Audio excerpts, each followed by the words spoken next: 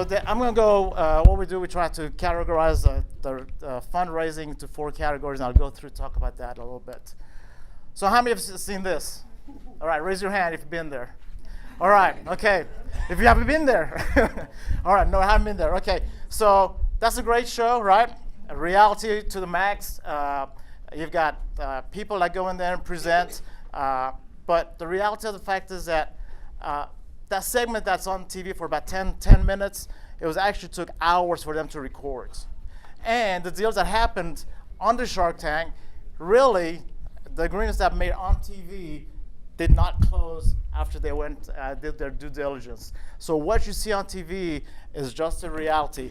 Now, what that has done, though, has actually helped people to recognize that there's potential for them to start a new business, which is great, right? Because if you have ideas, you can go and sell it. And also has raised awareness of individuals so that they know what kind of questions to respond to by the investors and others. So really what we do is we break the funding into 4 stages, basically. It's the crowdfunding that came about with the new laws as part of Jobs Act.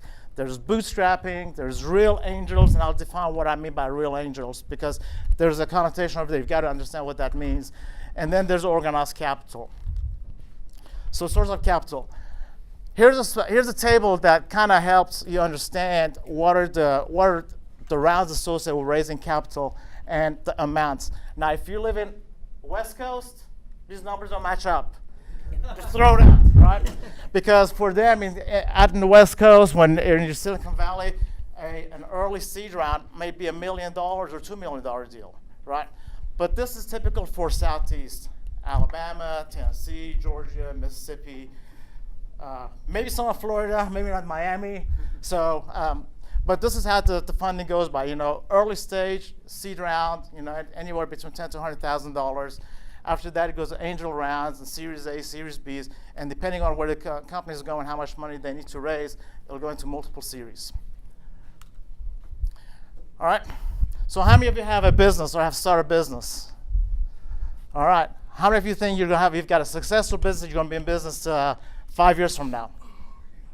All right. How many of you think that everyone else in this room is going to be successful? Hey, we've got an optimist over here. Very good. All right. So a lot of people think that, all right, I've got a great idea, and this happens all the time. I've got a great idea. I'm going to go to venture capitalist or go to an angel. I'm going to get a bunch of money from that person. I'm going to go ahead and build my product, and I'm going to become a rock star. I'm going to make it, right? That doesn't happen. If that's your thought, maybe you need to go back and think about what your plans are, because that really doesn't happen. It takes a lot of time to get ready and plan and raise funds. You can get the product out the door. Now, if you're in Silicon Valley, you've done multiple companies already 2 or 3 times. You've got the name recognition over there, and you come up with an idea. Maybe ventures will come out there just following after you, head over heels, giving you money to get something going. But that does not happen. So first, let me talk about crowdfunding. The crowdfunding came about by the Jobs Act, and there's really 2 categories of crowdfunding. The first one is basically reward-based crowdfunding.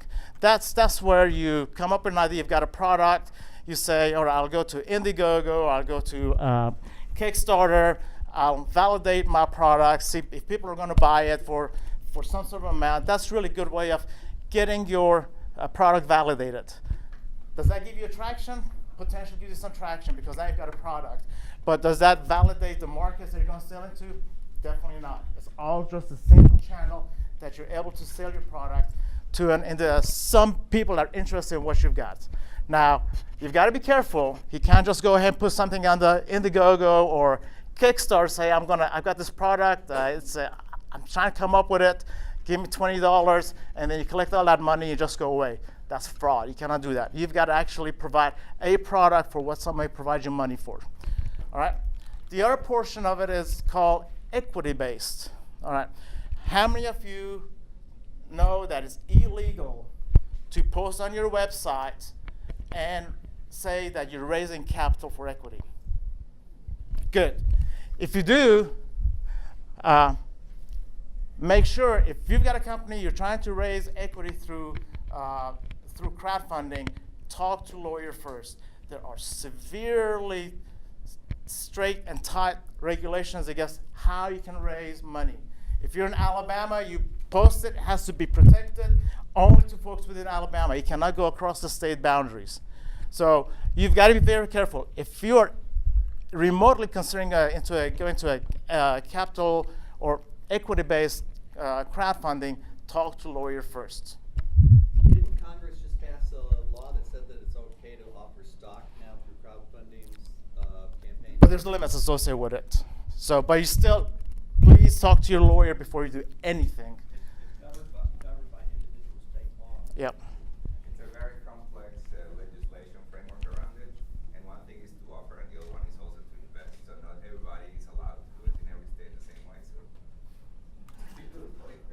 Eric, you're out of money in 1 minute. Oh, no way. I've got a bunch of stuff to go through. All right, I've got quickly. All right, I've got to go quickly then. All right, so if you, one thing is, if you go through crowdfunding, you've already identified only one channel to sell. That product, once you come outside of crowdfunding, if you don't meet your target, if you go in front of sharks, they're not going to pay you money because you say we raised $8,000 out of equity, out of crowdfunding. Next one comes bootstrapping. Bootstrapping, you like to follow bootstrapping after crowdfunding, mainly because the psychology is there. People are willing to pay money for something that hasn't been developed yet. So in software development, it's vaporware, right? You come up with an idea back of a napkin, you come up with a framework on your laptop or on your tablet, you go to a customer, they like it, they pay for you $25,000, $50,000, you get a product out the door. That is called bootstrapping. That's where you come up with an idea, someone's willing to pay for it. Now, the bootstrapping is fairly important. That's critical because that's really where a lot of the money that is raised when you're doing work. Only 1% out of the $48 million that was billion dollars that was actually spent on venture in capital equity in 2014 really came from venture funds. So most of the money, about 97% of funding that was raised is through bootstrapping. What bootstrapping also means is that you're going to revenue. You're getting to a point that you've developed the product, you've created traction, and you actually have a product that you're selling. All right. Another source of capital is real angels. Real angels are different from angels, angel funds, ventures. Real angels are the ones that are maybe your neighbor, your family, someone that trusts you, they believe in you, they think that you can get somewhere with your idea. They are not interested very much in terms of the deal, but they want to see your success. They may actually want the product that you're developing. They're the ones that actually have network of people, and they have ability to help you promote your product or capability, or your service. You've got a service. Friends and family talked about that, and they're like mentors and customers. Then the fourth category is organized capital, and I'll just go through. So as I said, $48.3 billion was in funding in 2014. Only 1% came from venture funds, and that's quite a bit. That's a small number. So if you see someone become successful in California, they got venture fund. That doesn't mean that the whole market is like that.